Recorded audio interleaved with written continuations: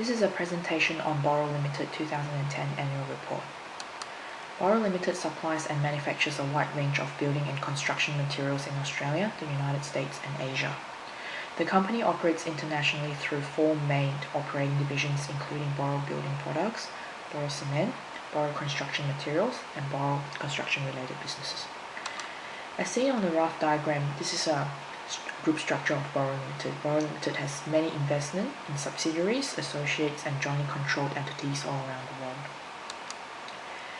The consolidated profit after tax attributable to shareholders of parent entity for the 2010 financial year is at a loss of $96.1 million. Mark Salway was appointed as Boral CEO on the 1st of January 2010. During the 2010 financial year, Salway received a remuneration package total to $2.32 million. Accordingly, Salway's base salary shows an amount of approximately $1 million. It has also been apparent that Salway received short-term incentives of $1.1 million being rewarded for achievement of key financial and non-financial performance objectives. Other benefits Salway received includes parking and long service leave accruals, which have amounted to $17,000. Salway's long-term incentive entitlements is 100% of fixed remunerations granted as options or share rights on an annual basis. In addition, there was an allocation of share-based payment of $173.6 million and superannuation of $7.2 million. The company's auditor for the 2010 financial year is KPMG, and the consolidated auditor's fee for the year is approximately $1.8 million. KPMG has also provided other assurance services including tax services. The total fees for all other professional services at consolidated level are around $1 million. During the 2010 financial year, Boral as a parent entity has reported 103 controlled entities. 64 subsidiaries are located in Australia and 39 foreign subsidiaries located mainly in 9 different countries including the United States of America, United Kingdom, Jersey, Netherlands, Germany, New Zealand, Singapore, Thailand and Indonesia. Due to economic downturns, 14 subsidiaries are in liquidation during the year. The report has presented 87 out of 89 sustaining subsidiaries are 100% owned by Boral Limited. The other 2 controlled entities are 90% and 89.47% owned by Boral Limited. There is no present evidence that Boral Limited has less than 50% ownership of any of its controlled entities.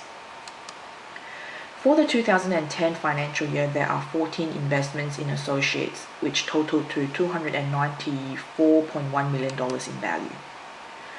Boral Limited has interest in jointly controlled operations and assets.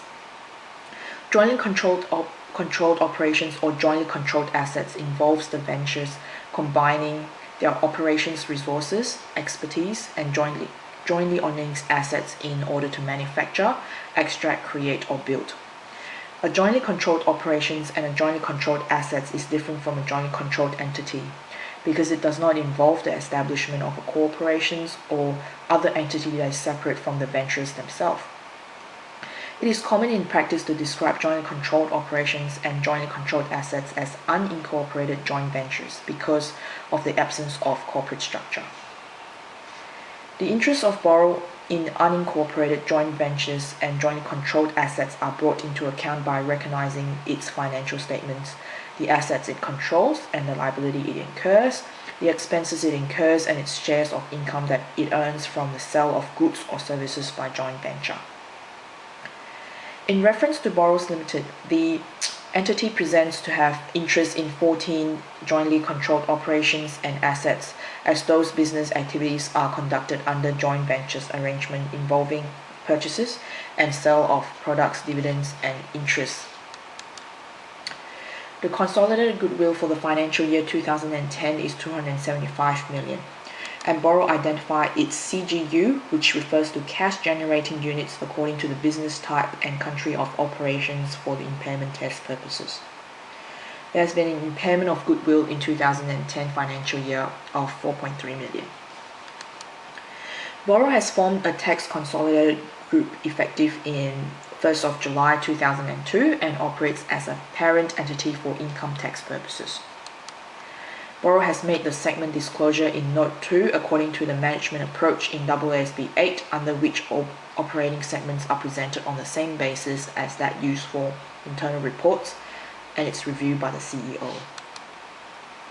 Boral's accounting method used in its consolidation accounts for investment in subsidiaries, associates, jointly controlled entities, and interests in jointly controlled operations and assets are stated in Note 1, significant accounting policies. It is noted that transactions between parent and subsidiaries are eliminated on consolidation. Firstly, it is important to understand subsidiaries are entities controlled by the parent entity, either directly or indirectly in governing its financial and operation policies, or through potential exercisable or convertible voting rights. In this case, the parent entity is Boral Limited. According to AASB 127 Consolidated and Separate Financial Statements, investment in subsidiaries are included in the consolidated accounts from the date when control commences until the date the control ceases. Intra-group transactions and balances and any unrealized gains or losses arising from the intra-group transactions are eliminated in the consolidation accounts. Significant influence over financial and operating policies is considered when identifying the associates for the group for accounting and disclosure purposes.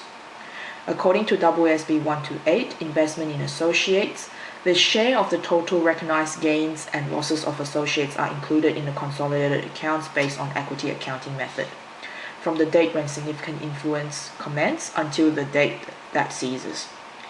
It is noted that if the share of losses by the group exceeds the interest in an associate, the group's carrying amount is reduced to nil, and the recognition of further losses is discounted to the extent that legal or constructive obligations or payments are made by the group on behalf of an associate. In accordance with AASB 131, interest in joint ventures, the assets controlled by Boral liabilities and expenses it incurs, its shares of income earned by sale of goods or services by the joint venture are recognized on the consolidation accounts as interest in incorporated joint ventures and jointly controlled assets. Any unrealized gains arising from the transactions with associates and jointly controlled entities are eliminated to the extent of the group's interest in the entity. Unrealized losses arising from the transactions with associates are eliminated in the same way as unrealized gains and are to the extent when there is no evidence of impairment.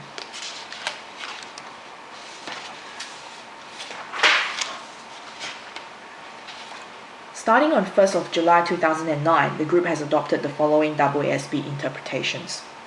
These include AASB 3, Business Combinations, AASB 8, Operating Segments, AASB 101, Presentation of Financial Statements, AASB 123, Borrowing Costs, AASB 127, Consolidated and Separate Financial Statements, AASB 128, Investment in Associates, and AASB 131, Interest in Joint Ventures. According to the annual report, however, adoptions of these standards has not resulted in any material change to the group financial reports. The AASB has issued additional standards and interpretations that are effective for periods commencing after the date of this financial report, which have not yet been adopted by the group. This is the end of the presentation. Thank you.